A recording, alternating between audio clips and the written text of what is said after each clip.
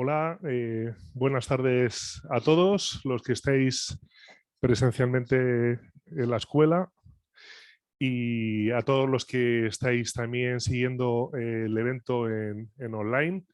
Muchas gracias a los que estáis aquí porque sabemos que día 8M el tema de traslados, etcétera, es complejo y complicado y por eso también hemos decidido hacerlo en streaming para que todo el mundo pudiera unirse a la charla. Yo voy a ser muy breve. Para los que no me conocéis, mi nombre es Daniel Morón, soy el director general de Envit School. Envit School es una escuela hiperespecializada en el mundo del dato, con diferentes programas que, bueno, pues si tenemos oportunidad ahora enseñaremos brevemente. Y la charla mesa debate de hoy va a estar dividida en dos partes principales. Una en la que nuestro presidente y CEO, Enrique Serrano, pues hablará de diversos temas de actualidad del mundo del dato, de espacios de datos, Gaia X. No quiero adelantar nada porque Enrique pues, lo irá desgranando. Y luego, pues teniendo la sensibilidad del día en el que estamos, del 8M, pues qué mejor que hacer una mesa de debate de la mujer y el dato con profesionales, mujeres, que están actualmente en puestos de dirección relacionados con el tema del dato y que tenemos la suerte de que son alumnas, alumnis, data warriors nuestras que han pasado por la escuela y que además alguna de ellas pues incluso ahora mismo pues están trabajando como profesoras también impartiendo clase aquí en alguno de nuestros másteres. Un pequeño descripción de la escuela, pues bueno, los que estáis en presencial y habéis subido por la mega escalera, pues habéis visto nuestro mural de Capilla Sistina, ¿no? de todas las tecnologías que estamos orgullosos de mostrarlas, ¿no? Dentro de ese universo en bit, pues en esas bolas más grandes, más pequeñas, tenemos los máster de 300 horas, programas expertos de 150, pero básicamente lo que intentamos mostrar en este universo es nuestro data journey, es decir, la línea en la que alguien que entra en la escuela empieza a trabajar de determinada manera en una especialización de algo que le interesa y va pasando por determinadas áreas o pequeños satélites en ese lifelong journey que pretendemos que tengáis una vez que tengáis contacto con la escuela.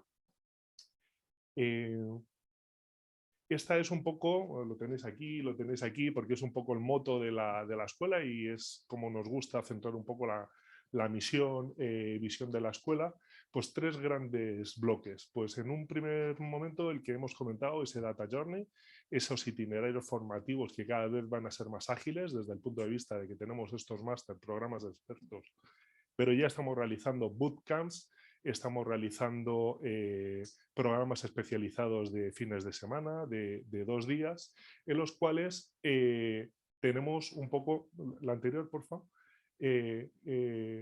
tenemos un poquito todo el ecosistema de lo que queremos impartir.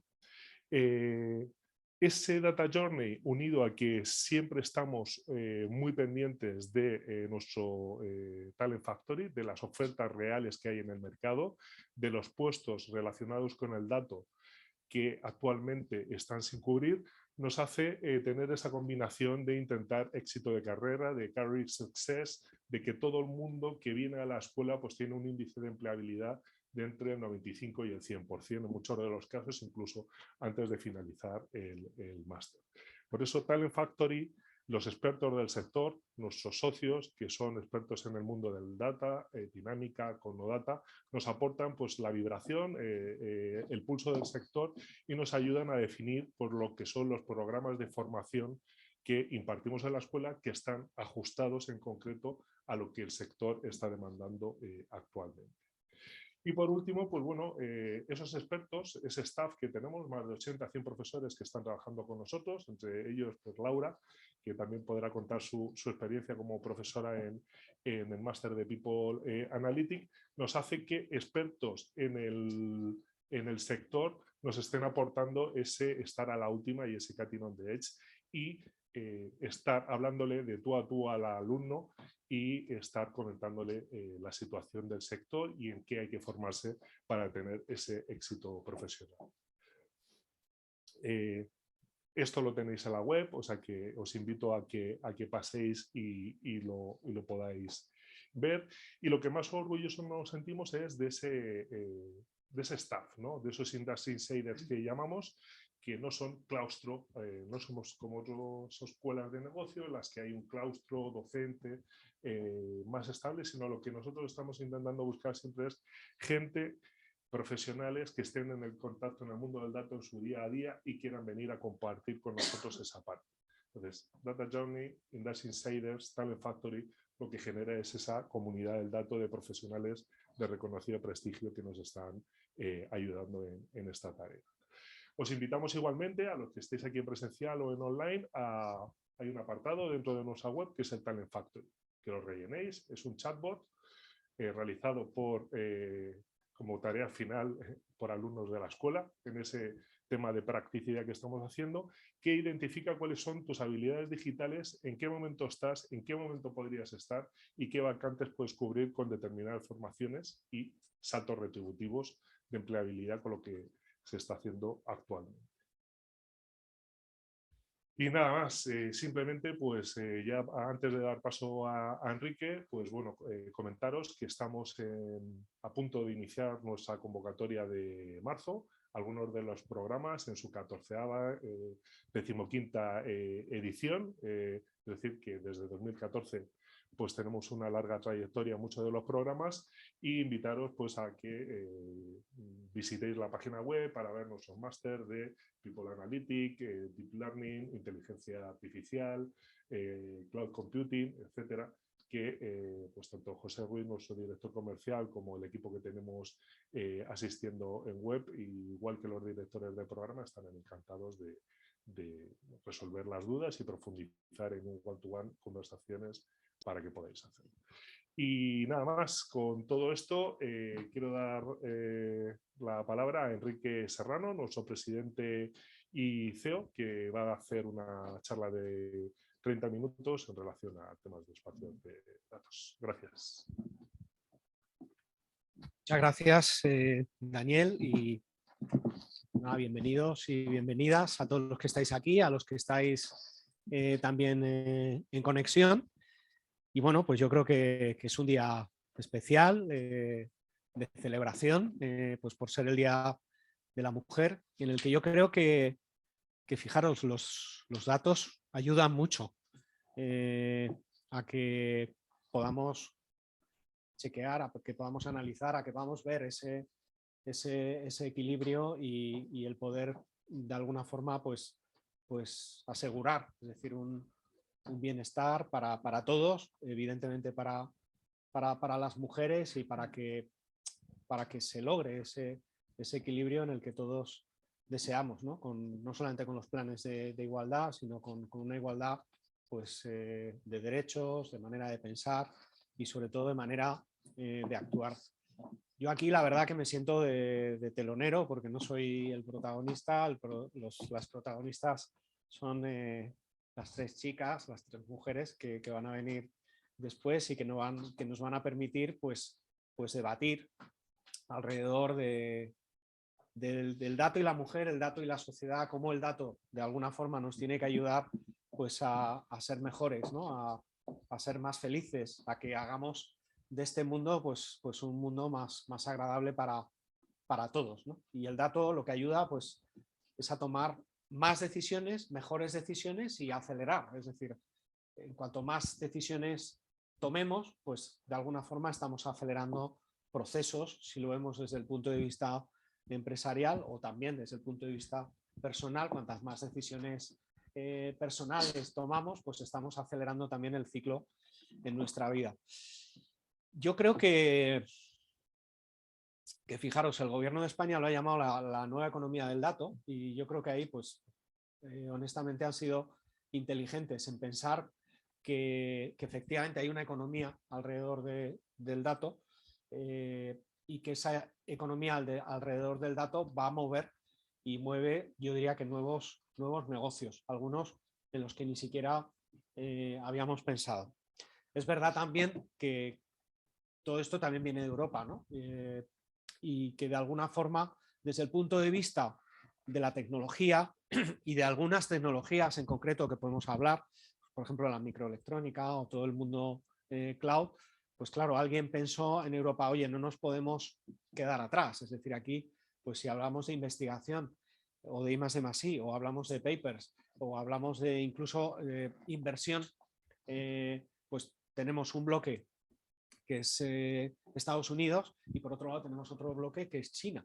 Y Europa en realidad pues no queremos quedarnos como el museo del mundo para que, oye, pues vengan a visitarnos por todo lo que tenemos que ofrecer por nuestra historia. Hemos sido players importantes, pues sobre todo en la industria de semiconductores, donde ha habido fabricantes potentes, ¿no? En Holanda, en Reino Unido, pero es verdad que con las compras, con las adquisiciones, pues se puede perder peso. Desde el punto de vista del cloud, pues claro, alguien en Alemania, por ejemplo, la industria automovilística, es decir, los grandes, es decir, Volkswagen, BMW, Mercedes, pensaron, oye, pero nosotros que estamos compartiendo datos, que es una industria que parte de la base con Catena X, por ejemplo, ha sido de los primeros en establecer espacios de datos compartidos, no solamente entre clientes, yo diría, o sea, desde el punto de vista de la fabricación, o sea, compartir datos, el fabricante con los diferentes Tier 1, Tier 2, Tier 3, proveedores, colaboradores, y eso es muy potente. Desde el punto de vista que puede ser que hoy hay una ruptura en la cadena de producción, pues en Mercedes, y puede ser que tu vehículo, para evitar esa ruptura y un retraso, pues lleva una pieza, un tornillo, que a lo mejor no es de Mercedes, es de BMW o incluso de Volkswagen, ¿no? Eso se hace, o sea, es posible porque realmente se comparten los datos, ¿no? Entonces dices, bueno, sí, compartimos datos, pero luego resulta que si esos datos están en un cloud y resulta que los hyperscalers, pues al final son tres grandes americanos, ¿dónde van mis datos? Si mis datos tienen ese valor, desde el punto de vista de accesibilidad, seguridad, etcétera, etcétera, lo tenemos que salvaguardar de alguna forma, ¿no? Entonces, sí que es verdad que desde el punto de vista de regulación, de definición del campo de juego, pues Europa está liderando. Alguien lo puede ver desde el punto de vista más negativo, ¿no? Que es decir, oye, pues se están poniendo reglas y esas reglas pueden impedir de alguna forma el avance desde el punto de vista económico, desde el punto de vista de generación de valor o incluso desde el punto de vista de la innovación. Claro, si nos vamos al otro lado, pues alguien desde el punto de vista positivo lo puede ver como, bueno, pues qué bien que alguien pues empieza a poner reglas en un mundo donde probablemente la tecnología pues corre tanto que va a años luz de la regulación, de los aspectos legales o incluso de la protección no solamente del ciudadano, sino también de las empresas en el sentido de salvaguardar pues información que es clave desde el punto de vista de patentes o desde el punto de vista de la propia innovación, ¿no? Que cuando una persona pues salta de una empresa a otra, pues no se lleve el conocimiento de un país a otro, de una región a otra. Bueno, pues estas reglamentaciones desde el punto de vista del dato, bueno, pues sabéis, y en España fuimos, yo creo que avanzados, pioneros en la Ley Orgánica de Protección de Datos, la LOPD, que ya no existe, es decir, tenemos el Reglamento General de Protección de Datos, que es europeo. La LOPD era más bien local, pero bueno, yo creo que marcó un hito desde el punto de vista de protección de datos personales, que Europa tomó nota y de ahí, bueno, pues yo creo que fue el germen de lo que es hoy el Reglamento de Protección de Datos, que está totalmente, yo diría que implantado. Se creó una agencia de protección de datos, no solamente a nivel nacional, sino también europea y en cada país, y una coordinación y con unas multas que, bueno, pues en el momento en el que multas pues por no salvaguardar información confidencial, es decir, el hecho de que una cosa muy simple, es decir, que un currículum está encima de una mesa y alguien pasa y lo ve y dice, pero a fulanito yo lo conozco, pero no trabaja aquí, trabaja en otro lado, pues estará haciendo un proceso de selección. Bueno, pues esa información pues puede puede hacer que ese proceso de selección o ese cambio de esa persona pues no suceda, o incluso que esa persona se vea perjudicada o que aparezcan en unos contenedores de basura pues expedientes médicos, y bueno, pues eso puede tener un valor, porque alguien también puede perder un puesto de trabajo por eso, o porque llega a manos de una aseguradora y no te aseguran, o incluso tu vida puede tener más o menos valor en función de la información médica que tú tengas. Son casos reales que han ocurrido y que realmente han provocado multas. Ahora mismo, bueno, pues el efecto es que, oye, pues no hay, es decir, es difícil que vayamos a una compañía y que nos encontremos información confidencial de clientes o empleados que no esté salvaguardada, ¿no? Pero claro, viene más legislación, es decir, tenemos el iPrivacy, es decir, que seguro todos lo conocéis, lleva en la cocina muchísimo tiempo, pero tiene que ver con las cookies, tiene que ver con la información que nos llega, sobre todo a través de medios online, para vendernos algo, para incitarnos a comprar algo o para incitarnos a cambiar un comportamiento. Y esto es debido a que sin esa legislación, iPrivacy, que está ya, pues las empresas se han preparado algunas, pero que básicamente lo que viene a regular es que, oye, que tú no tienes por qué aceptar una cookie, incluso básica, es decir, básica de la que te permite ver los contenidos online, y no por eso debes dejar de ver contenidos. Por supuesto, las cookies a terceros no están permitidas, y tú de alguna forma eres el que permites regular qué rastreo se hace de ti. Es decir, bueno, todos sabemos, alguien dice, no, pero es que, oye, es posible que yo con una aplicación que realmente me escucha puede recoger información mía para luego, a través de cookies de terceros. Bueno, eso era posible antes, claro, por supuesto. Sigue siendo posible en quien no está adaptado, y ya sabéis que hay algunos navegadores que ya están cancelando 100% el rastreo y las cookies. Eso se debe a una regulación, a un reglamento que es iPrivacy. Pero tenemos más, es decir, dentro de ese espacio de juego, por llamarlo de alguna forma, pues os podría contar pues, Data Governance Act. Bueno, Data Governance Act es otro reglamento que lo que regula es la utilización de datos abiertos, tanto por la administración pública como por el ciudadano. Es decir, en el sentido de que, bueno, pues que hay muchos datos que tienen las administraciones públicas que podrían ser utilizados por los ciudadanos, y al contrario, ¿no? Al contrario, pues imaginaos en el caso de alguna catástrofe o en el caso de temas que tengan que ver con seguridad nacional, terrorismo, etcétera, etcétera. Bueno, pues es una manera de regular cómo se accede a esos datos a través de, bueno, pues vamos a llamarlo unas arquitecturas para poder conectar con esos datos, pues claro, si es una catástrofe en tiempo real o por temas de seguridad. Pero luego tenemos más regulación, o sea, tenemos el Data Act. Data Act es otro reglamento que lo que viene también a regular es la forma en la que las empresas, particulares también, pero sobre todo empresas y pymes, contratan con los hyperscalers o con las empresas de cloud. ¿Para qué? Para que no existan relaciones de desequilibrio.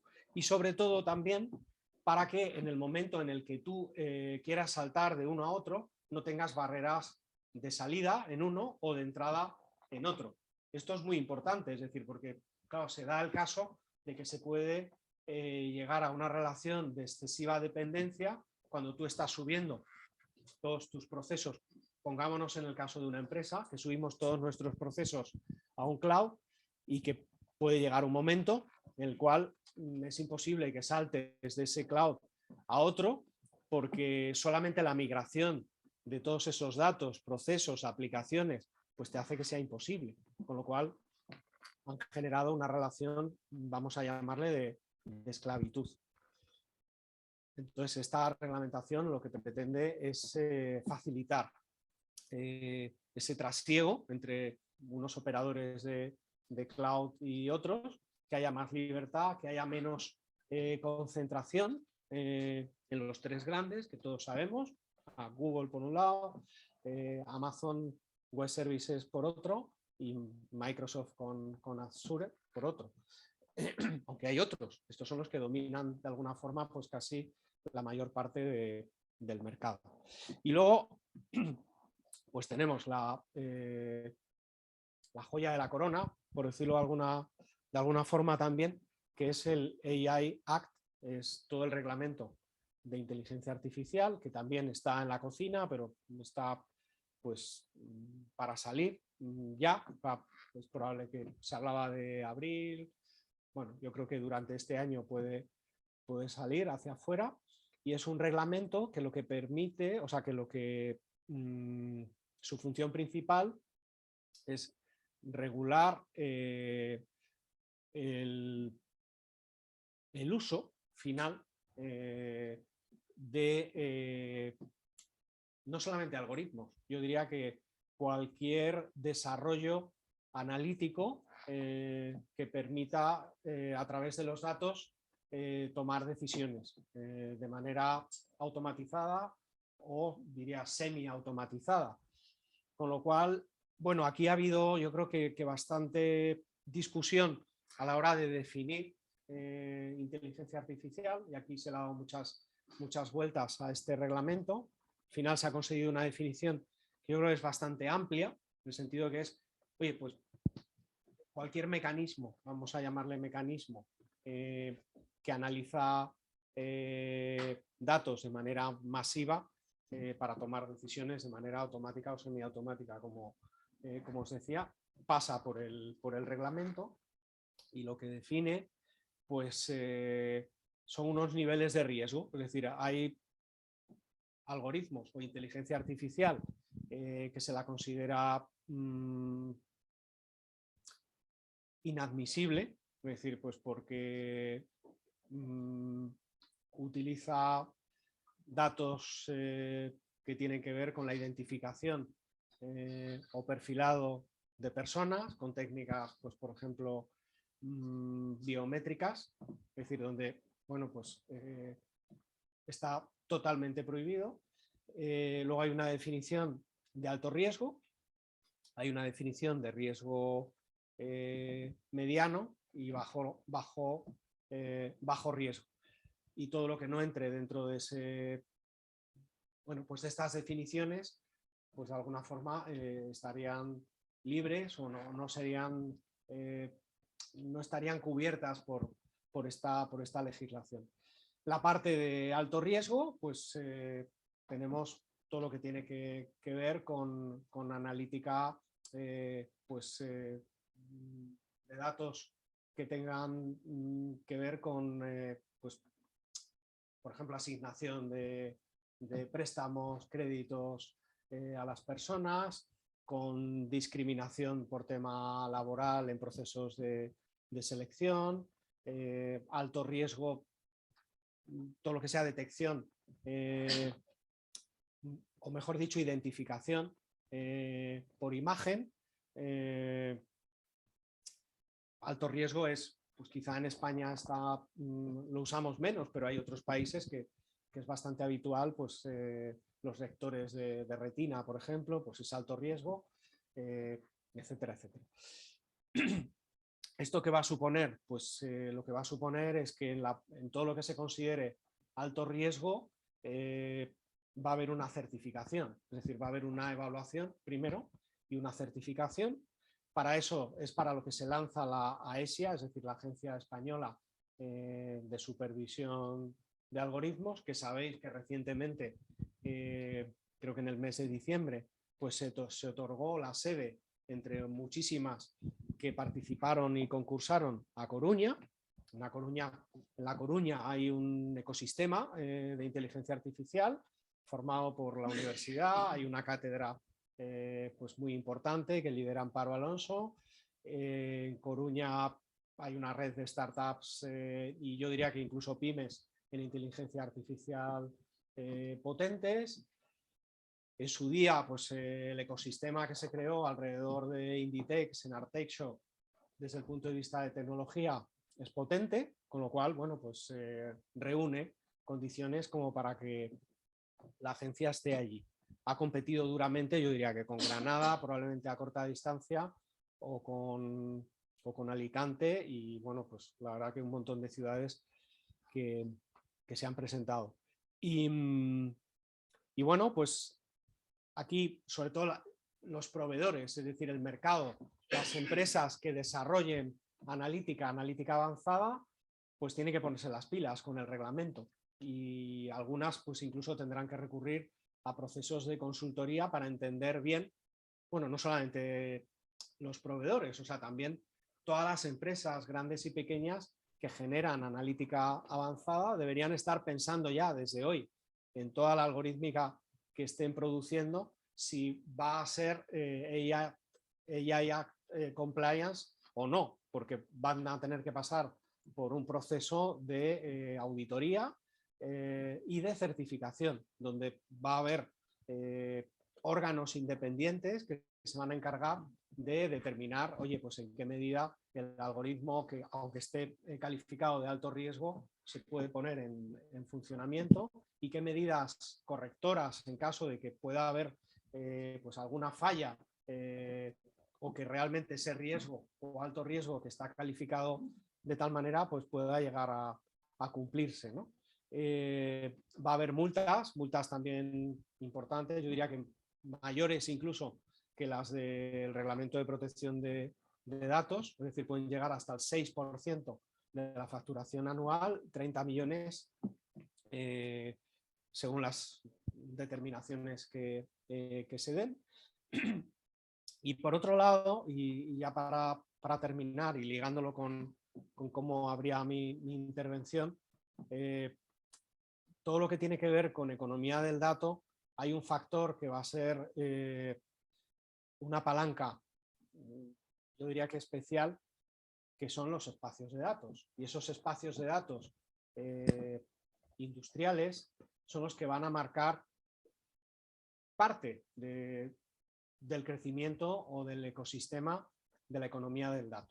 Entonces, ese ejemplo que os ponía de la industria automotive alemana, que decía, oye, ¿por qué no generamos espacios de confianza para que podamos compartir nuestros datos y independientemente de que haya actores dentro del ecosistema que no sean europeos y que puedan tener otro tipo de reglas? Es el germen de lo que se ha dado en llamar Gaia X, ¿no? Que supongo que algunos conocéis. Gaia X es un proyecto que es de colaboración público-privada, que surge de ahí, es decir, pues Fraunhofer Institute, industria alemana y algunos otros actores, pues como SAP, por ejemplo, como Atos y otras empresas. Hay creo que 2 españolas, que es Gigas y Amadeus, que lo impulsan, y bueno, pues Bruselas lo apoya, se crea una asociación europea, insisto, público-privada, y bueno, pues recientemente, pues el año pasado se definió el hub español de Gaia X, que tiene su sede en Talavera, de la cual pues forman parte pues una serie de compañías grandes, pequeñas, universidades, el CSIC, o sea, es un ecosistema, yo diría que bastante plural, y lo que pretende es crear el espacio de confianza para que se puedan compartir datos a nivel industria y que evidentemente generen valor, es decir, toda esta economía del dato está previsto que pueda movilizar hasta 800.000 millones hasta el 28 en cuanto a valor de mercado. O sea, ahora mismo, si os hacéis una idea, en España todo lo que es, no diría la economía del dato, pero todo lo que tiene que ver con economía digital, si sumáramos todos los sectores a nivel cross, estaremos hablando alrededor de un 22% del PIB. Eso querría decir que sería la principal industria, si lo miramos así. bueno, pues podría llegar a ser un 40% del PIB en el futuro. Con lo cual, tiene mucho sentido apostar, y tiene mucho sentido también que exista una colaboración público-privada, porque hay sectores que sería imposible que por ellos mismos se pusieran de acuerdo para compartir datos. Por ejemplo, el turismo, es decir, que es un sector súper atomizado y donde, bueno, pues no necesariamente unos agentes se hablan con otros. Hablar, quiero decir, que se pueden ver como competencia, y muchas veces pues el sector de la hostelería, hablando de restaurantes, es impensable que comparta los datos con el hotel, o el hotel con el restaurante, y menos pues con algún sitio de ocio, y menos con el transportista. Y sin embargo, o sea, desde un punto de vista más holístico, si esos datos estuvieran compartidos, es decir, facilitamos a un turista que llega a una ciudad, pues por ejemplo para el mobile en Barcelona, facilitarle el transporte. Es decir, oye, pues si eres una persona pues, de una determinada edad, pues oye, te facilito la intermodalidad para que, oye, del mobile no cojas el taxi, lo siento por los taxistas, porque va a estar colapsado, pero oye, te lleva a tal estación, luego te puedes coger un patinete, pero si, oye, pues tienes más de 60, pues no te cojas el patinete, que cógete una bicicleta, y luego, oye, pues te coges el taxi en la última milla. Me lo estoy inventando, ¿no? O sea, pero realmente eso, pues facilita mucho a un turista o alguien que se tiene que movilizar, o alguien que, oye, que va, llega a un hotel hoy a Madrid y, oye, en función de su perfil, oye, te recomienda el restaurante, pero te recomienda ocio, pero te recomienda otro restaurante para el día siguiente, y eso no ocurre. Tomémoslo como un recomendador. Al final, el beneficio, ¿cuál es? Oye, pues de gestión de su tiempo, expectativas, estará más contento y más feliz, y probablemente desde el punto de vista económico pues habrá mayor traspase de dinero entre su bolsillo y su cuenta personal y el de los diferentes actores. Entonces, Gaia X trabaja ahora mismo, o tiene los siguientes grupos de trabajo: turismo, que acabamos de mencionar; salud, o sea, imaginaros salud, o sea, es una aberración que en salud, por ejemplo, incluso dentro de un mismo grupo de hospitales, y da igual que sea público que sea privado, es decir, no tienen todo tu historial, o sea, que tenemos que estar contando cada vez que vamos, oye, ¿qué nos pasa? ¿Cuál es nuestro historial? Imaginaos poder tener nuestro historial médico, nuestra historia clínica compartida a nivel europeo, de tal manera que, oye, que tú estás en Londres o estás en Frankfurt o en Ámsterdam, y, oye, y está toda tu data, no hay ninguna pérdida de tiempo, es decir, a ti te pasa algo y tienes un diagnóstico en 0, y tienes la solución pues prácticamente en tiempo real. Eso no solamente es una mejora para nosotros, sino también para los sistemas nacionales de salud, que ahorrarían muchísimo dinero, ¿no?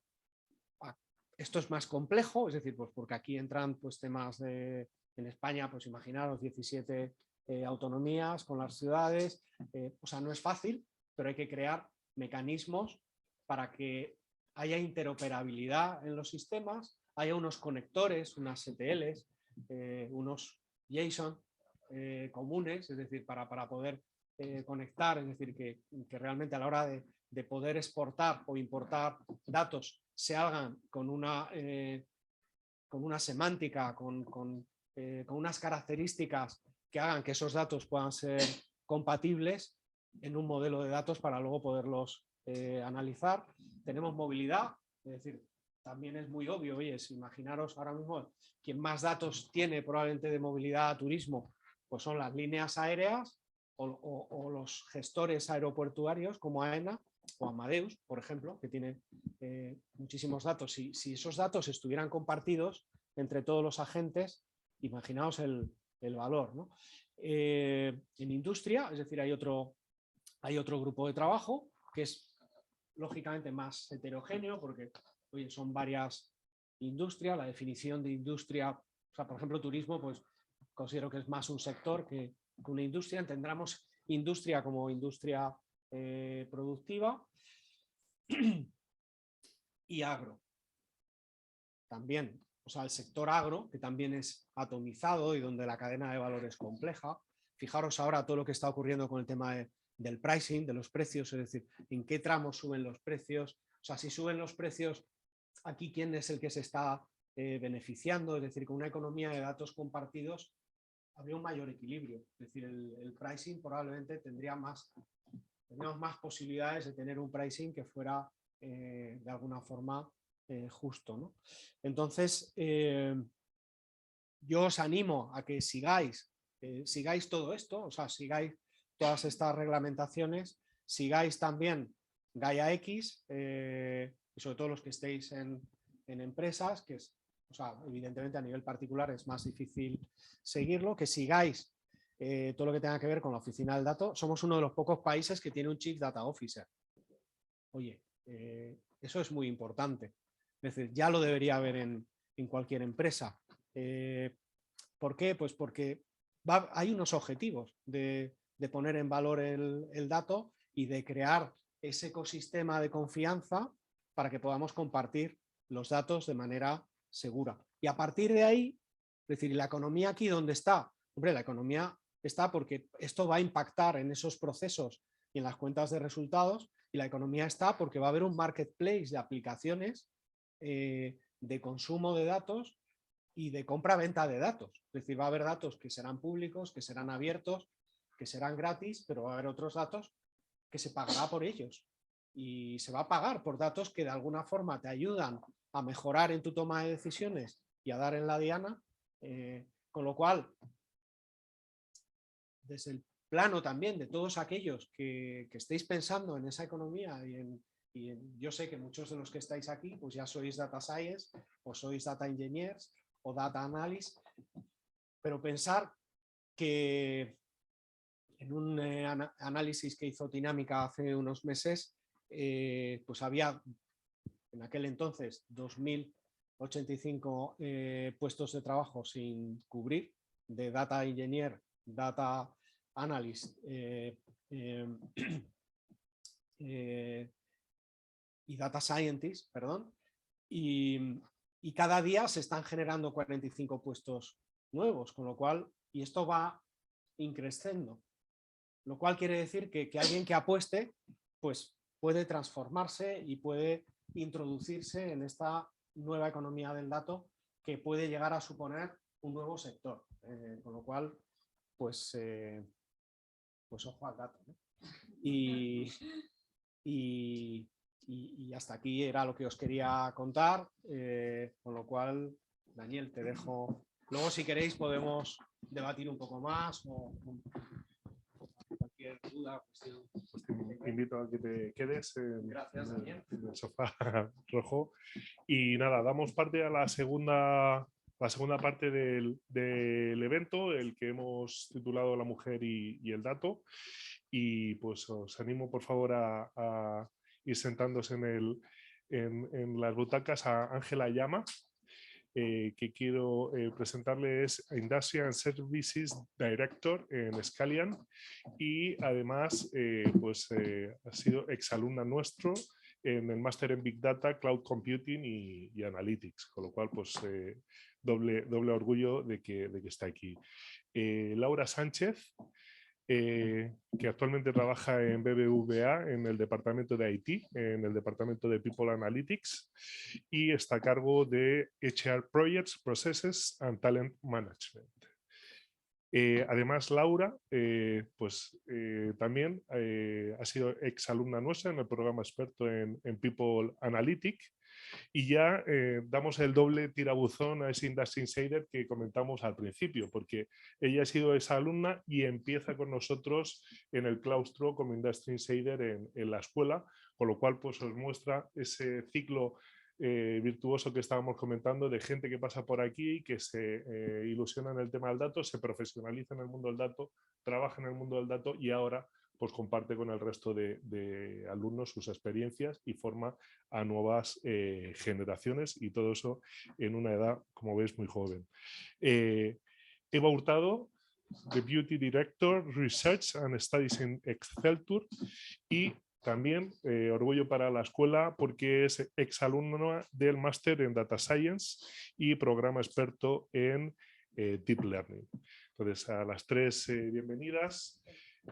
Una breve introducción a la mesa de debate. Pues bueno, como sabéis, pues bueno, la inteligencia artificial ya está aquí. Ahora nosotros siempre estamos un paso más allá. Ya estamos pensando en programas expertos en programación cuántica, etcétera. Pero bueno, ChatGPT, como todos sabéis, es una realidad que ya pues llega a nuestra... Cuando una tecnología llega a una madre, uno sabe que la tecnología ya es madura, ¿no? Entonces, pues le he hecho una pequeña pregunta y he puesto varios vocablos: 8M, mujer, día del trabajo, profesionales del dato. Y esto es lo que me ha dicho, ¿no? En el Día Internacional de la Mujer Trabajadora es importante reconocer el papel fundamental que las mujeres juegan en el mundo del dato. Aunque históricamente se ha considerado un campo dominado por hombres, cada vez más mujeres están entrando en este sector y haciendo contribuciones significativas. Además, las mujeres pueden aportar habilidades críticas para el éxito en el mundo del dato, como la atención al detalle, la comunicación clara y la colaboración efectiva. Estas habilidades son esenciales para el trabajo en equipo y para la gestión de proyectos de datos complejos. Uniéndolo esto a la charla de Enrique de AESIA, espacios de datos, y los sesgos de los algoritmos en el mundo futuro, pues aquí tenemos la tranquilidad de que ya hay mujeres en el mundo del dato, que hay mujeres profesionales trabajando en el mundo del dato y que ojalá dentro de unos años esos algoritmos, esos sesgos, esos bias estén eliminados porque las mujeres sean las que estén contribuyendo a este espacio de datos y a ese creación de algoritmos desde cero. Y nada más, os dejo con Enrique y con la mesa de debate. Gracias, Daniel. Bueno, pues tenemos el primer sesgo, ¿no? El primer sesgo es que hoy no es el Día Internacional de la Mujer Trabajadora. Ese es el primer sesgo. Hoy es el Día Internacional de la Mujer. Entonces, fijaros que el sesgo, que es un sesgo machista, por cierto, es un sesgo que no es del algoritmo. O sea, Daniel nos acaba de leer lo que el algoritmo le ha dicho y es machista. Entonces, es fuerte, ¿no? Porque al final, claro, lo que hay que reglamentar también, pues es el origen. Es decir, los datos, las bases de datos, bueno, y la reglamentación va por ahí, ¿no? Pero bueno, fuera anécdota, pues a Eva, que yo me acuerdo cuando Eva estaba mirando escuelas donde y estaba picoteando por ahí, oye, pues me acuerdo que hablábamos. Yo la pregunta que le haría a Eva es en qué medida el mundo de los datos, aunque ella ya estaba un poco metida, pero bueno, el dato en el sentido de analítica avanzada, inteligencia artificial, Big Data, o sea, ¿en qué medida, qué te ha cambiado? ¿Te ha cambiado algo? ¿No te ha cambiado? Y háblame también, o háblanos, mejor dicho, de esos sesgos, ¿no? O sea, ¿en qué medida te ha cambiado la vida el mundo de los datos? Bueno, o a lo mejor no te la ha cambiado. ¿Está esto activo? ¿Se oye?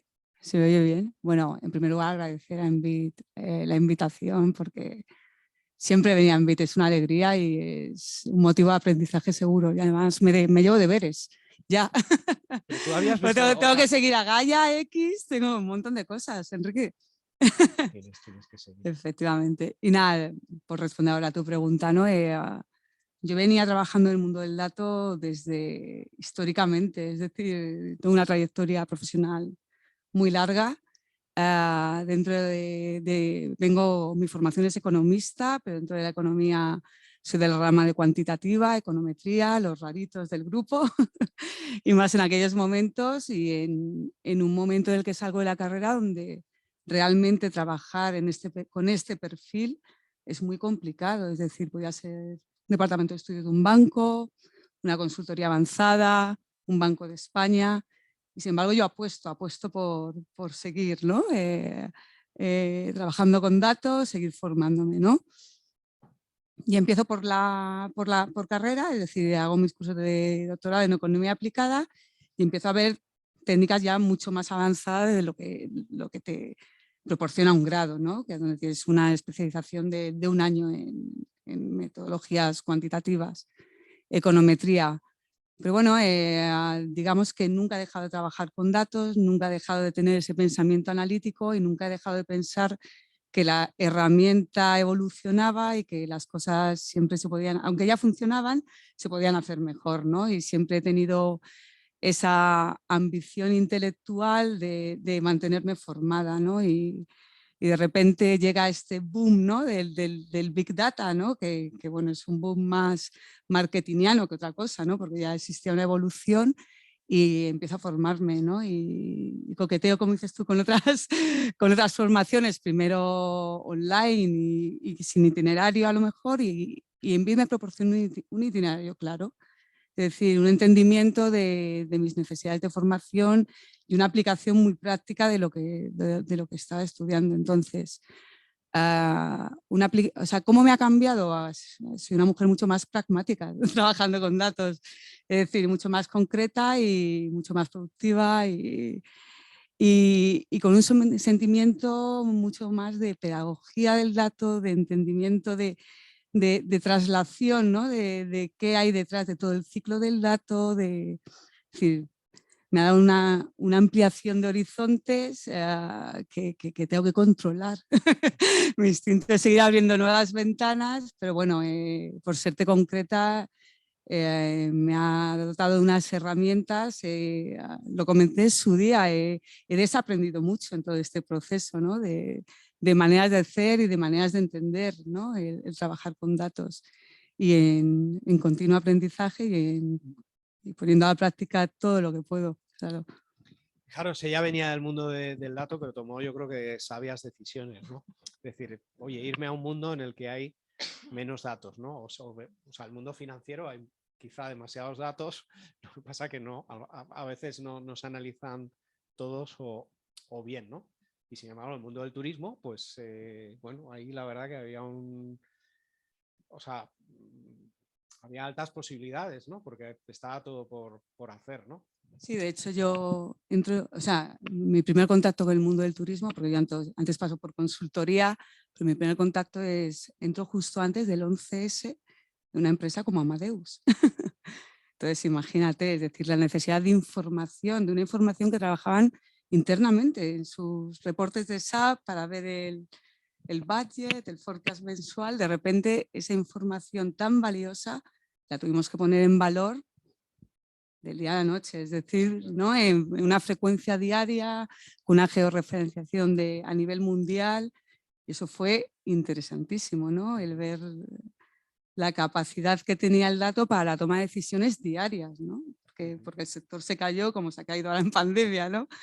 Entonces fue interesante. Y luego otra cosa que me ha proporcionado también en BIT, ¿no? Y en general la formación es manejarte en el lenguaje, porque claro, yo soy economista, ¿no? Tengo un perfil tecnológico y desde el principio es cierto que yo me he manejado, ¿no? Porque por proyectos varios he trabajado con matemáticos, con físicos, con estadísticos teóricos, entonces siempre me he tenido que manejar con su lenguaje y con sus herramientas, ¿no? Pero yo creo que hay aquí un paso adicional que es manejarte en el lenguaje de la tecnología, ¿no? Y eso es fundamental, ¿no? Ese data translator, ¿no? Entre la necesidad de información a nivel estratégico y las personas, el staff, ¿no? Que te va a posibilitar tecnológicamente que tú desarrolles esa analítica, también ha sido fundamental y eso me ha ayudado mucho el estudiar, ¿no? En un sitio como en BIT. Bueno, luego en la siguiente ronda, porque es una super mamá, super madre, o sea que también eso tiene mucho mérito, pero, y eso luego nos lo contarás también, cómo decirlo, o sea, es que después de hacer el máster de Data Science se hizo el programa de Deep Learning, o sea que dices, oye, luego nos cuentas esa decisión. Laura. Hola, buenas tardes. Una valiente, ¿no? Porque valiente, fijaros, porque el tema de People Analytics, que fue un tema que yo me empeñé hace ya unos cuantos años, y yo creo que fuimos de los primeros, basado en un proyecto que hicimos en Dinámica para Enel en Roma, de People Analytics, donde bueno, pues había que definir una arquitectura, que era un Apache Hadoop, que todo esto al final pues se configuró en un Cloudera, Cloudera que iba sobre sobre Amazon Cloud App. Ya sabéis que la filosofía es más bien on-premise, es máquina física. El proyecto lo hicimos con IBM y luego pues montamos la capa analítica con proyectos súper analíticos, ¿no? Yo creo que ahí en él fue de verdad pionero, pues esto debió ser en el año 17. Y entonces pensamos, oye, tenemos que lanzar, tenemos ya contenido como para lanzar un programa de People Analytics y yo considero unos valientes los que apostasteis por People Analytics, que también yo diría que es un proceso que dentro de las compañías no está excesivamente tecnificado, más allá del RP de recursos humanos, con nóminas, etcétera, etcétera. ¿Qué es lo que te llevó, Laura, para hacer esa apuesta valiente? Vale, pues a ver, yo soy psicóloga y claro, dentro de la psicología hay muchas ramas, la más conocida ya sabéis que es la clínica, pero también está fuerte la de recursos humanos.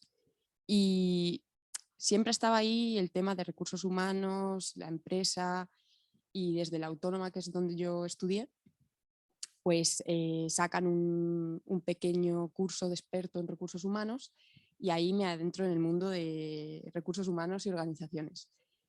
Y mi TFG lo hago de People Analytics. Y bueno, pues empiezo a interesarme por el tema, veo que es un campo que tiene mucho futuro y que personalmente también encaja conmigo, esa analítica y esa toma de decisiones basadas en evidencias, ¿no? Y yo comienzo mi andadura profesional en BVA IT y la verdad que al ser una empresa tan joven y que tiene tantas oportunidades, pues era como el contexto perfecto para desarrollar y explotar ahí esa parte, ¿no? Y nada, decidí hacer el curso aquí en Envid de People Analytics para profesionalizar aquel conocimiento, estos intereses que yo tenía en el mundo de los datos. Y la verdad que gracias al curso de Envid conseguí eso, ¿no? Como profesionalizar lo que en principio era una idea. Y sobre todo lo que yo creo que es más importante y sobre todo me ha dado en mi día a día es criterio, ¿no? Porque al final ya sabéis que los departamentos de recursos humanos históricamente, ¿no? Tienen fama de tomar decisiones un poco basadas en el olfato, ¿no? En más temas subjetivos que objetivos, ¿no? Y yo creo que aquí, pues People Analytics y la formación en el dato da mucho criterio para tomar decisiones basadas en evidencias y decir, oye, sé que lo que estoy haciendo lo estoy haciendo por algo y realmente tiene un impacto porque lo estoy midiendo y es lo que veo, ¿no? Entonces, bueno, pues a mí personalmente eso me ayudó mucho y me impulsó un montón. Como aportar ese valor, ¿no? Que es bastante diferencial. ¿Y en qué más te ha cambiado? ¿Qué más me ha cambiado? Pues personalmente también me ha ayudado, porque a la hora de tomar decisiones, pues siempre piensas como, pero esto es algo que tú tienes esa creencia por la que te dejas llevar o realmente hay evidencias de algo. Y esa forma también más analítica, ya decía antes que la reflejo, ¿no? con mi forma de ser. Y en lo profesional, pues eso, mucho criterio sobre todo. Y aportar valor desde una perspectiva diferente. Profesionalizar el departamento, la toma de decisiones que haces, ayudar a negocio desde otra perspectiva. Es lo que yo más valoro del entorno de People Analytics.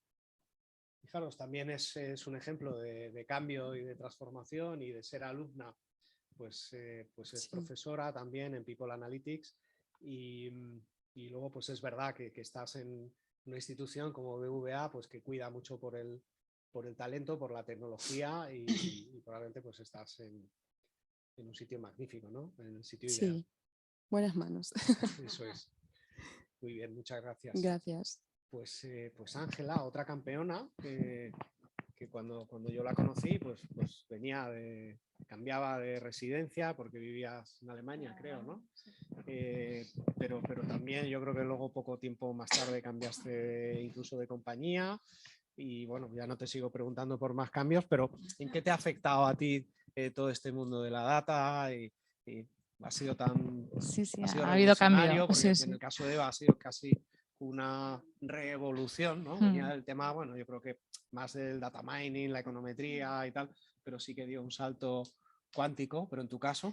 En mi caso hubo una revolución 360 porque yo soy ingeniera industrial, vengo de operaciones pura y dura, encima en Alemania, que sabemos todos que son gente de proceso, de eficiencia, y estuve allí 7 años trabajando en el sector aeronáutico. Bueno, pues eso, máster de líder de mercado, máster de procesos y de complejidad de producto, porque al final es un producto verdaderamente complejo.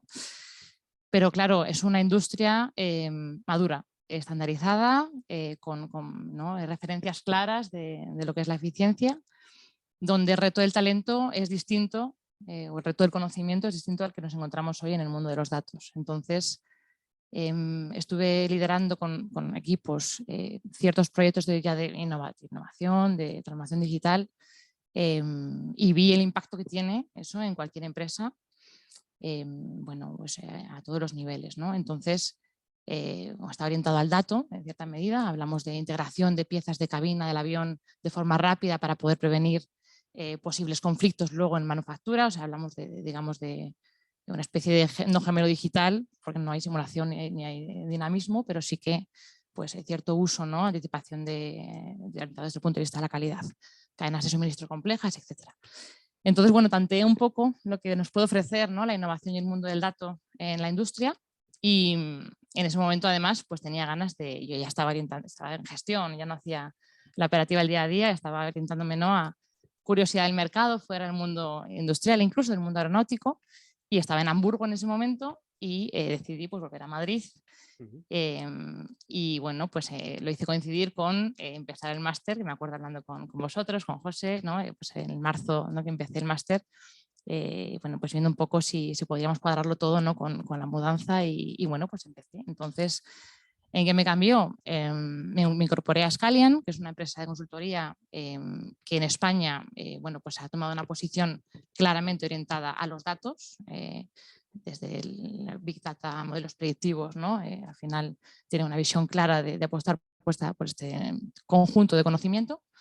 Y el máster me sirvió pues, a nivel profesional, fue un baño completo, vamos, fue una introducción de una persona que viene de operaciones y de gestión, pues enfrentarme a este ecosistema que quizá, pues evidentemente, algo de Python todavía me acuerdo, pero no es el core que me llevo, ¿no? El core que te llevas es realmente el ecosistema de conocimiento, sobre todo cuando es además a nivel de la sociedad, pues es incipiente, no está estandarizado o no está todavía con esa madurez que tiene otro tipo de conocimientos, y por tanto pues vas entendiendo cómo afrontar situaciones desde el punto de vista de gestión y cómo orientar mi propia estrategia de gestión del talento en la empresa, ¿no? Que al final pues no tiene nada que ver la red de escuelas, por ejemplo en BIT, que contribuye en la sociedad, ¿no? Para pues oye, formar a personas que quizá en la universidad no está ofreciendo ese tipo de contribución, pues todo ello yo creo que te cambia totalmente la perspectiva. Es un universo distinto, te llevas contigo pues un radar de tecnologías, unas referencias, ¿no? Inspiraciones a nivel profesores y a nivel compañeros, y bueno, pues a la hora de hacer tu trabajo, pues luego por supuesto lo he aplicado en el día a día en mi trabajo, pero es una perspectiva totalmente distinta, y como persona, pues eso, enfrentarte a situaciones donde en el mercado no tienes igual referencias claras de ese área de conocimiento. Sí, o sea, yo creo que fundamentalmente lo que se busca hoy en día es una aplicación más rápida del conocimiento, una practicidad, pues ese saber hacer. Y bueno, pues no voy a decir ventaja, porque la verdad que lo veo un poco pues con tristeza el que en la universidad, no solamente en España, sino también en otros países, pues le cuesta mucho más por sus procesos, le cuesta años el actualizar los contenidos. Entonces, claro, cuando de repente vemos que el estado del arte pues cambia, ya estamos viendo que las versiones GPT, que oye, pues la 3.5 es la base, esa es el Transformers base del chat GPT, y bueno, pues ya está, la 4 está a punto de salir, pero la 5 probablemente salga a finales de año, Con lo cual, claro, pues alguien que esté desarrollando, dices, bueno, pues que esto cambia tan rápido que, bueno, que en realidad es una evolución para que el que lo ve desde fuera, pues le parece más revolucionario, ¿no? Entonces, bueno, yo creo que eso también nos mete mucha presión a todos, a los profes, pues para estar al día, para estar muy conectado y para tratar pues eso es lo que hace que el 20 o el 30% del conocimiento de los programas, pues hay que cambiarlo, ¿no? Hay que evolucionarlo. Y lo mejor es que eso pues lo hacemos todos, o sea, una dirección académica potente, pero también los que estamos en el día a día, pues desarrollando proyectos, ¿no? Que al final es lo que cuenta. Pero bueno, yo en un día como hoy, pues sí, os tendría que preguntar qué podemos hacer, que yo también me lo pregunto, no es, oye, para eliminar esos sesgos, ¿no? Que al final, oye, pues estos errores que estamos viendo, aunque va a haber una reglamentación que no lo va a permitir, pero ¿cómo, desde vuestra perspectiva, y podéis responder la que queráis, cómo creéis que podemos eliminarlos, trabajarlos mejor, sobre todo, claro, en el tipo de algoritmos que necesitan datos históricos, porque evidentemente en los que no, pues no es necesario, o sí, ¿no? En la forma en la cual estamos tirando ese código en Python, ¿no? Una pregunta súper interesante, y es que los datos históricos no ayudan, ¿no? Y desde que me invitasteis, ¿no? a formar parte de la mesa, a mí me encanta compartir, ¿no? Y curiosamente en casa somos 4, 2 chicos y 2 chicas, ahora hablo de mis hermanos, y las 2 chicas trabajamos en temas relacionados con datos y los 2 chicos no. Es decir, de hecho, formación inteligencia artificial, analítica avanzada, y los chicos derecho. Entonces, el siguiente paso fue ir a ver cifras, ¿no? de por qué sucede históricamente, ¿no? este gap, esta brecha de género, que vamos a ponerle nombre, ¿no? Y bueno, hay una iniciativa que se llama Closing Gap, que no sé si la conocéis alguno, que bueno, yo soy muy fan de todos los informes que hacen, y recientemente hicieron uno en colaboración con Telefónica sobre el gap en el mundo digital, ¿no? Y la verdad es que las cifras son escalofriantes, es decir, a nivel ya educativo, grados superiores, másters, en media, en general, en todos los estudios, el 56% son mujeres. Y en el mundo digital no llega al 30%. Es decir, ya tenemos un histórico que no va a ayudar, ¿no? Y siguiendo preguntándote por qué sucede esto, biológicamente no existe ninguna diferencia, ¿no? O evidencia de que haga que tengamos capacidades diferentes por uno, ¿no? por un pensamiento más matemático, tecnológico entre hombres y mujeres. Y de hecho, cuando tú te vas a contrastar las cifras de PISA, es decir, no hay una diferencia en capacidades, ¿no? Y en resultados, o la diferencia es tan reducida que no explicaría, ¿no? Luego ese gap en la universidad, ¿no? En personas que están formándose para luego formar parte, ¿no? de este talento tan necesario. Y de hecho, Closing Gap estima que el coste, ¿no? de tener esta brecha de género en este tipo de tecnologías, o sea, en este tipo de perfiles tecnológicos, asciende a casi 80.000 millones de euros. Es decir, que tú hablabas antes del 40% del PIB, pero estamos hablando de casi el 7% del PIB, ¿no? Y estima que hasta 2053 no seremos capaces de reducir esta brecha. Por lo tanto, el histórico no ayuda, y todo el data lleva ese sesgo. Entonces, la pregunta no es sencilla, ¿no? de responder, es decir... Sí. Ángela. Sí, también, quizá una perspectiva es el histórico, entonces habrá que crear nuevo histórico, quizá, ¿no? Con mejores, y para eso yo creo que, bueno, pues te reconozco que eso también complejo, es una pregunta, la pregunta del millón, pues ¿por qué el género femenino todavía sigue por debajo del 30% dentro de las STEM, ¿no? Pues sobre todo en la parte de ingeniería, no tanto en biología y química, pero sí que, bueno, ahora se viene la medicina está ahí, entonces es complicado, pero también creo que el eje temporal de esta transformación es más largo y hablamos pues casi de generaciones y que pues, estamos apostando ahora por la divulgación y generar nuevas referencias femeninas en los consejos directivos, ¿no? En los medios, en las figuras. Ya había referencias en los años 80, pues yo qué sé, películas, ¿no? Tienes ahí la Teniente O'Neill o Mulan, ¿no? Pues no sirve, no es suficiente. Hace falta algo más sistemático, más normalizado. No solamente una mujer que hace algo, ¿no? Una película de aventura y no, hace falta algo mucho más digerible para la sociedad y que no siga siendo una excepción. Entonces, por un lado, generar nuevo histórico y por otro, lo que es el sesgo de los modelos. Estoy hablando un poco porque en realidad es que no he reflexionado mucho al respecto, pero quizá la fiscalización también o la regulación en alguna medida tenga un papel que jugar. Y yo seguro que aquí Enrique, pues conoces mucho mejor este área, ¿no? Pero me imagino que ya esté previsto. No digo, por supuesto, pues meterse hasta la cocina de los modelos de los medios y empresas, pero sí que cuando se detecte ¿no? Pues, un sesgo grave, ya no sé de qué manera, si es legislación o simplemente fiscalización de alguna manera, que haya un cierto reporte o justificación de por qué ocurre eso, ¿no? Sí, o sea, de hecho el papel de la ESIA y del AI Act estriba en tratar de detectar sesgos en la data, es decir, analizar, o sea, empezar desde, también desde las fuentes, ¿no? O sea, todo el proceso de elaboración de una solución de analítica avanzada.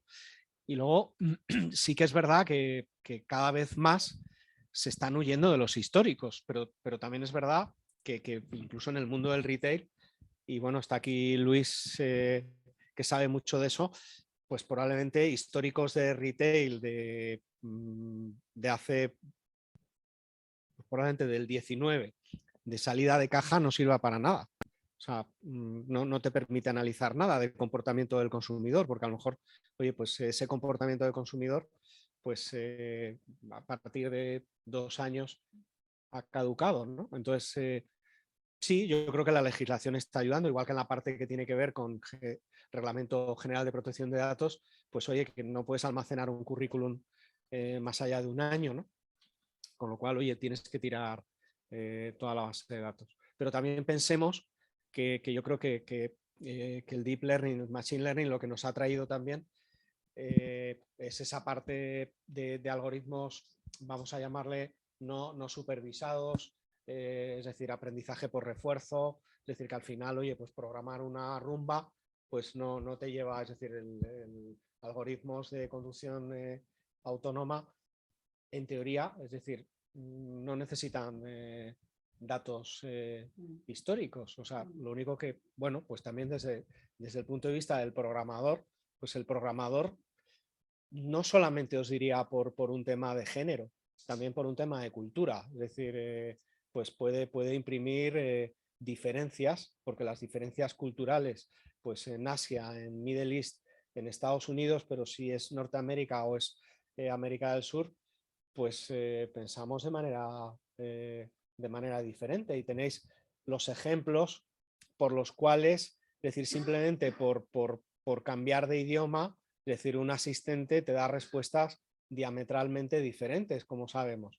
¿Por qué? Pues porque no solamente porque utilice diferentes bases de datos, sino porque también, oye, ha podido tener un fine tuning diferente. Laura, ¿tú cómo lo ves?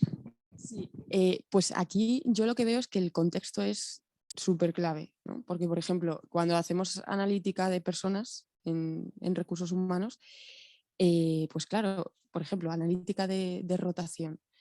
¿Tiene sentido comparar datos de rotación de antes de la pandemia o, por ejemplo, motivos de salida de antes de la pandemia a motivos de salida actuales? Pues antes, por ejemplo, el teletrabajo, ¿no? ni se contemplaba o un porcentaje muy pequeñito. Pero ahora eso cada vez va tomando más peso. Entonces yo creo que ahí el histórico nos ayuda, sí, pero el contexto para mí es muy importante, porque hay que saber que si comparamos, ¿no? Un momento histórico o un momento contextual muy diferente, pues probablemente los datos no sé hasta qué punto van a ayudarnos. Entonces yo creo que eso hay que tenerlo muy en cuenta, y sobre todo cuando hacemos analítica de personas, muchísimo más. Sí, o sea, probablemente quizá en la parte analítica de personas, desde la óptica de recursos humanos, pues por esos riesgos pues han sido barreras para, oye, no meterte en un campo en el cual, y bueno, tú trabajas en un banco que por temas de compliance y tal, o sea, antes que aparecer en un medio que haya una denuncia, para eso, o sea, es preferible quedarse quieto, ¿no? Entonces, bueno, hay un tema que no he comentado, que sí que se va a crear en el segundo semestre un sandbox para poder hacer experimentos y bueno, pues durará un tiempo, 6 meses o un año, sobre todo con algoritmos de riesgo, de alto riesgo. Y bueno, pues dentro de ese espacio limitado, vamos a llamarlo laboratorio, pues se permitirán hacer esas pruebas como si de un virus se tratara, para que, oye, antes de que sea nocivo, dañino y se nos escape, pues saber cuáles pueden ser los efectos que pueda tener. O sea, pensemos que todo lo que es la inteligencia artificial generativa, que es la que más se está hablando hoy, pues sí nos abre una brecha, que es la de usurpación, la del fake, la de, bueno, pues llevado al extremo, pues esa combinación de imágenes artificiales con imágenes reales, pues va a dar lugar, pues sí, a mucho dinero y a fomentar esa nueva economía, pero también a mucho fraude, muchísimo más, ¿no? Y que eso va a tener un espacio, pues probablemente hasta 10 años vista, que es más o menos el espacio previsto para que entre la computación cuántica, algoritmos cuánticos, y ahí nos va a abrir otro melón diferente, porque eso sí que va a ser también cambio de paradigma, ¿no? Y sabéis que justo este año pues, se instala el nuevo Mare Nostrum 5 en Barcelona, y también con un módulo para computación cuántica, y por eso, bueno, pues aquí estamos ya preparando pues el nuevo máster de cuántica para, esperemos que para octubre.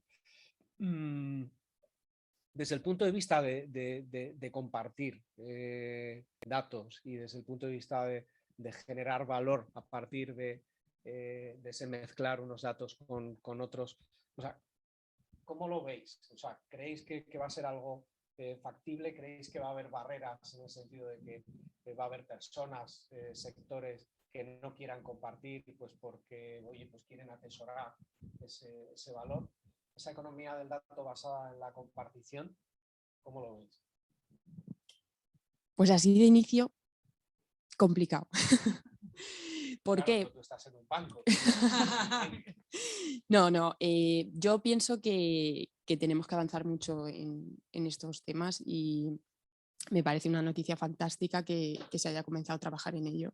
Sí que es cierto que creo que la mayoría de sectores, empresas, ¿no?, tienen mucho todavía la idea de que la información es poder, ¿no? Y si como es poder, pues no te lo comparto porque perdería ese poder, ¿no? Pero creo, como digo, que es un pensamiento que va a ir evolucionando, y que estoy segura de que evolucionará en positivo y podrá darnos muchas ventajas a todos los sectores y a todas las empresas. O sea que yo espero, tengo esperanza de que prospere. Sí. Muy bien. Es un tema clave. Antes te has mencionado mi sector. Es un tema clave pero complejo, o sea, coincido contigo. Pero tú además Además, a ver, o sea, normalmente los poderosos tienen una querencia a no compartir. ¿Puede ser eso o no? Estoy hablando de tu sector.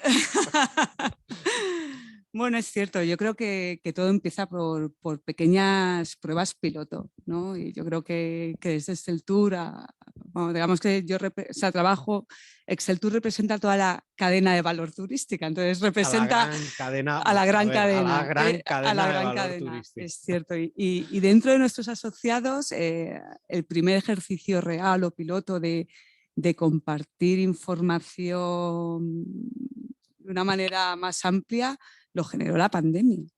Es decir, nosotros llevamos trabajando muchísimo tiempo con información o con Open Data, todo, pero información de nuestros socios, es decir, que son grandes socios con información hipercrítica, la impulsamos en pandemia, ¿no? Donde las fuentes de información al uso dejaron de tener sentido, el contexto cambió y tuvimos que tirar de creatividad y de información mucha más alta frecuencia, con mucha capacidad predictiva y enriqueciendo todas las fuentes para tener algo de visibilidad más allá de una semana, 2 semanas.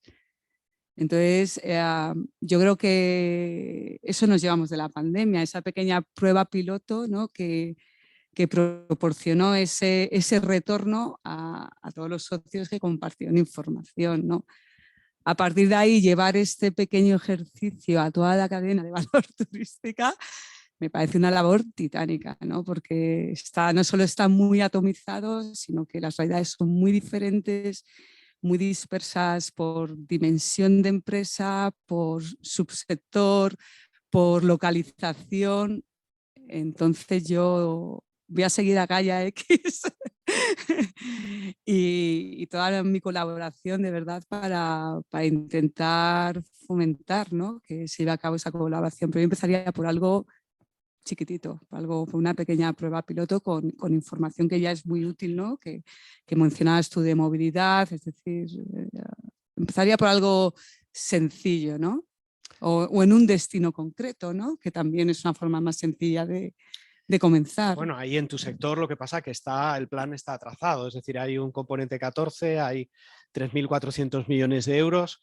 Yo creo que ahí en algunos sectores van a tener la oportunidad de subida como nunca antes, y yo creo que en 100 años no va a venir algo así, un tsunami de dinero y de fondos públicos que en algunos casos van a movilizar 1 euro, moviliza 9, incluso 10 privado, y es la oportunidad para transformarse ahora o nunca. Entonces, ahí hay una plataforma de inteligencia turística que sale en el próximo semestre, hay 60 casos de uso, es decir, todo esto está trazado. Yo creo que honestamente bien trazado, porque es algo que nunca antes yo creo que ha habido tanta colaboración pública o privada. Es decir, son planes que presenta el gobierno, pero que ha colaborado la industria también para mejorarlos, y yo creo que está muy adaptado a las necesidades de la industria.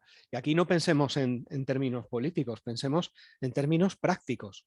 Hay una oportunidad como nunca, y de los casi 170.000 millones, aunque ahí están ICOs y demás, pues casi un 30% van a transformación digital. Tenemos una oportunidad histórica, y yo diría, pues el que no sea digital, que se digitalice, el que no piense en datos, que piense, aunque luego, como dice Laura, eso te cambia un poco la cabeza porque te vas a comprar un coche y haces un DAFO, bueno, ¿vale? Seguramente que elegirás mejor, y yo creo que estamos en un sitio en ese sentido adecuado. Ángela, tú querías decir algo.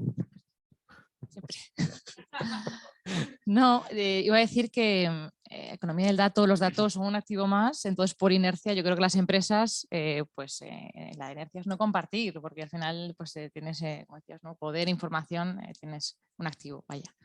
En sectores igual más atomizados, donde pues, no tienen suficiente, ¿no? Dato para sacarle partido, o realmente cuando se necesita, pues claro que será el esfuerzo. Pero grandes grupos, yo repito que la visión que percibo, por lo menos a corto plazo, pues creo que es interesante lo que dices, que nos cuesta ver a veces el impacto, ¿no? de las ayudas públicas, el impacto de lo público en la sociedad. Esa colaboración público-privada probablemente sea una de las palancas que realmente active de forma efectiva esa colaboración, que en otro momento hay clústeres, hay organismos, ¿no? Transversales y demás, pero bueno, pues yo creo que hace falta un poco de ayuda para hacer ver a un grupo de empresas que compartir ciertas prácticas, igual que pasa fuera del mundo de los datos, es positivo para todos, porque genera en un país más negocio para todos, y ayuda a la sociedad en general pues, a progresar en alguna dirección. Entonces, bueno, pues habrá información, o sea, datos, perdón, que se compartan, datos que no, y yo creo que con palancas que hay que activar, porque repito que la inercia, pues hay que tener mucha visión para realmente embarcarse en compartir ese tipo de activos. Sí, o sea, me lleva un poco, o sea, se escucho, y creo que quizá hace falta también pedagogía y más información de saber, o sea, pues qué programas hay, qué proyectos de transformación. Tú, Ángela, que vienes del sector aeronáutico, oye, pues ahí hay un PERTE, o sea, hay 12 PERTES más uno que ha salido el último en descarbonización, que movilizan muchos recursos y proyectos que alguien a lo mejor no estaba pensando, pero que bueno, pues turismo nadie lo hubiera reorganizado si nadie piensa en lanzar un proyecto que sume todos esos átomos que están dispersos. Pero fíjate en automóvil, pero fíjate en sanidad, pero fíjate en agro. Pero entonces yo creo que sí deberíamos ser más conscientes que, oye, que sí, que hay un kit digital que para dar los primeros pasos, sobre todo en las pymes, pero que se pueden seguir dando muchos más pasos, ¿no? En esa digitalización y en esa transformación. Y que realmente yo creo que esa pedagogía va de que esto no va de que un restaurante tenga un QR. No, claro, eso no es digitalizarse. ¿Qué es Digitalizarse es que tú a través del QR haces el pago y se movilizan los stocks. Es decir, estás digitalizando todo el proceso. Eso es lo importante. Eva, ahí vas a contar algo. No, justo iba a aportar lo que tú comentabas. Pedagogía, para mí hace falta el liderazgo, hace falta hoja de ruta y hace falta un entendimiento de qué modelo de negocio va a haber detrás de esos, cuando se diluyan esos fondos, ¿no? Y eso no lo ve la industria, es decir, eso no lo ve la pyme. Entonces yo creo que esto es muy importante, ¿no? Yo estoy de acuerdo contigo que es una oportunidad única, pero yo tengo la percepción de que, al menos, bueno, no es percepción, sino lo he estudiado bastante, las ayudas del sector turístico están igual de atomizadas que el sector. Es decir, no hay más allá de la plataforma, no hay un gran transversal, ¿no? De sinergias para destinos, para empresas. Pero bueno, eso es otra... Es porque la información no llega, o sea, de los 3.400, 2.000 están movilizados y han llegado a destino. 2.000, o sea, precisamente en turismo, a lo mejor hay otros en el sector de automóvil que va con un pelín de retraso, pero pensar desde un punto de vista macro que oye, es mejor lanzar un proyecto de 120 millones de euros, perdón, como es la plataforma, que no repartir a cada pyme efectivamente 10.000 euros. Sí, o sea, sí, eso no moviliza. Pero los 120 son de los 3.400, el resto está repartido. Están los 2.000, te puedo asegurar que... No, sí, están repartidos en destinos, pero de manera atomizada. Pero bueno, esto es otra discusión para otro momento. Ahí están los planes de sostenibilidad turística. Pero sí, liderazgo y hoja de ruta. Ya para terminar, porque no sé, Daniel, como no me dices nada, yo no sé cómo vamos de tiempo. Estás ahí, que no me has dicho nada. Entonces, yo hago la última pregunta así rápida, en modo tweet, y es... ¿qué sugeriríais o qué, o sea, lo de pedir, o sea, qué podríamos hacer? O sea, efectivamente hay una brecha grande en todos los sentidos. En algunos casos no sé por qué, o sea, quiero decir, en Dinámica, si os puedo dar el dato, somos 40%, bueno, iba a decir somos, o sea, hay 40% de mujeres y el 60% hombres. El departamento de selección son chicas y es verdad que eso está cambiando, o sea, y se va elevando ese porcentaje, pero ¿qué creéis que se puede hacer realmente para equilibrar? Ahora que estamos aquí en un entorno de confianza, sinceramente. Yo creo que la clave es a referencias, visualización de mujeres que, ¿no? O sea, España es un buen ejemplo, tenemos una secretaria de Estado, digitalización, ¿no? Inteligencia artificial que es mujer, las líderes de Facebook y Google en España son mujeres, ¿no? Eso ayuda mucho, pero claro, a las niñas, o sea, yo creo, entonces decías que soy una mamá y efectivamente tengo 3 peques. Una supermamá. Es una supermamá. Porque 3 peques en toda tu trayectoria profesional, pues... Sí, pero yo creo que es clave trabajar a ese nivel educativo. El otro día leía una entrevista muy interesante de un profesor de matemáticas que decía que en bachillerato las chicas se sentían peores en matemáticas. ¿Por qué? Porque maduran antes, son más autoexigentes consigo mismas, que son y me pareció, y el error se lo penalizan muchísimo, entonces perciben, ¿no? Que no valen. Y oye, una de las primeras cosas que él planteaba y que me parecía una reflexión muy interesante, a lo mejor no hay que penalizar tanto el error en el mundo académico. Es decir, yo he aprendido tanto de los proyectos y modelizaciones que me han funcionado como de los que no me han funcionado, ¿no? Entonces, a lo mejor es un primer paso, ¿no? Cambiar la orientación en ese sistema más de primaria y secundaria, ¿no? Hacer el uso de la matemática mucho más transversal, ¿no? Que llegue a gente con orientación más de social, ¿no? Más lingüística. La lingüística además, o sea, todo es matemáticas para mí. Es que yo creo que debería de ser transversal, debería de tocarse en cualquier materia. Y yo creo que la única manera es empezar trabajando ahí. Hay iniciativas muy buenas del Ministerio, del CSIC, ¿no? Para trabajar y fomentar en chicas, ¿no? Que comiencen a verse, ¿no? como profesionales de STEM, pero creo que no es suficiente. A lo mejor formación en primaria y secundaria, una adaptación del currículum sería interesante. Muy bien. Gracias, Eva. Laura. Vale, pues yo aquí lo que veo son como dos puntos clave, ¿no? Por un lado, el visualizar esas referentes, ¿no? que tú tienes y, por ejemplo, a mí personalmente me ayudó mucho ver que había psicólogas que estaban ejerciendo en el mundo de People Analytics, ¿no? Porque al principio es como, bueno, tú eres psicóloga, no sé cómo eso se puede pelear con el mundo del dato, ¿no? Pero al final vas formándote, vas viendo cómo se desarrolla la vida profesional en la empresa, y para mí tener como esa referencia de mujeres que están en el mundo del dato y que además han estudiado lo mismo que yo, pues la verdad que me inspiró mucho. Entonces yo creo que también nosotras tenemos como esa responsabilidad, ¿no? de acercar a la mujer el mundo del dato y que es algo totalmente viable, ¿no? Y luego, por otro lado, también creo que las empresas que se dedican a la tecnología, ¿no? Que el core es la tecnología, tienen esa responsabilidad también. Nosotros, por ejemplo, desde BVIT colaboramos con Adalab, que es es una empresa que forma en tecnología a mujeres, solo a mujeres, que vienen de otros mundos que no tienen nada que ver con la tecnología.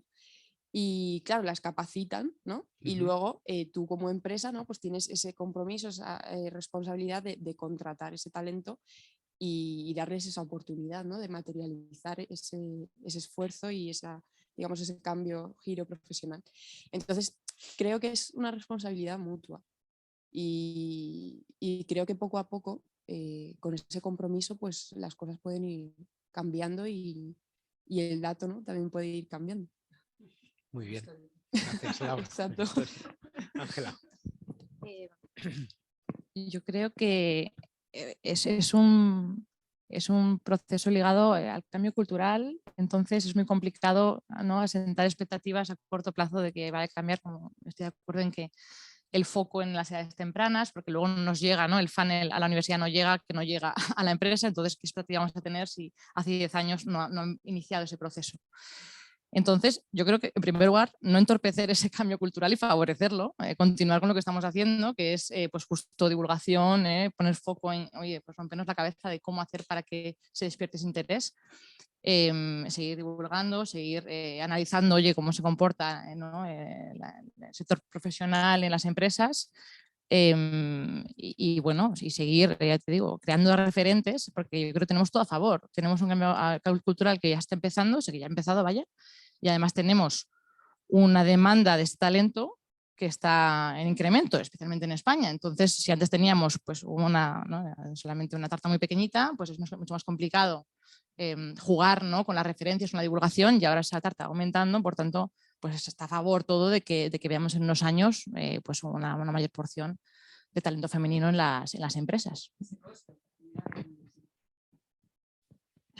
Sí, o sea, yo un poco por resumir, o sea, hay que empezar desde abajo, desde el punto de vista de enseñanza, y es verdad, pues oye, no dar miedo, pues no ya a las matemáticas, sino a la programación, etcétera, etcétera. Es un tema también cultural y de dar ejemplos. Hablabas de Carme Artigas, o sea, a mí me toca trabajar con ella, os digo que es una mujer espectacular, tiene una cabeza increíble, tiene una bravura impresionante y lidera, pero claro, va en cascada porque también, oye, tenemos una vicepresidencia primera del gobierno en temas digitales, que la verdad que es una suerte, o sea, que tengamos, pues que se haya nombrado y que haya una secretaría de Estado para estos temas y liderado por mujeres que son potentes, que dan ejemplo, que tienen una capacidad de trabajo increíble y que yo creo que han tomado y están tomando muy buenas decisiones. Entonces esos ejemplos, igual que los vuestros, pues yo creo que hay que transmitirlo. Y no tiene que dar ningún miedo. O sea, yo he hablado de valientes por las decisiones que habéis tomado, pero yo creo que hay que normalizarlo, ¿no? Debería ser algo que es normal y que es habitual y bueno, yo creo que esas paridades y esos equilibrios pues llegarán, deben llegar, ¿no? Quizás sin forzarlos, ¿no? O sea, que todo sea de una manera fluida, ¿no? Y yo creo que está siendo así. Es decir, ponía el ejemplo de Tinámica porque yo es lo que vivo en mi día a día y hemos ido subiendo. También podría poner el ejemplo de Envid. Yo recuerdo la primera promoción. La primera promoción había solo 2 mujeres. Solo 2, es decir, es un 20%, que es poco, ¿no? Y lo que pasa es que llegar a un 30 cuesta. O sea, no es ya ponerte un objetivo de 40. Os agradezco mucho que estéis aquí y que, bueno, pues nos hayáis contado vuestro punto de vista de una manera abierta, natural, desenfadada y sobre todo porque yo creo que también, pues hay ideas, o sea, se me olvidaba el tema del histórico, ¿no? De, oye, pues si hacemos borrón y cuenta nueva, pues probablemente eso también ayuda, ¿no? La cuenta nueva es el 30, por ejemplo. En la cuenta nueva estamos en el 30, es decir, me explico, sí. Sí, o sea, yo lo que, bueno, pues claro, efectivamente, es decir, volvamos a echar las cartas encima de la mesa.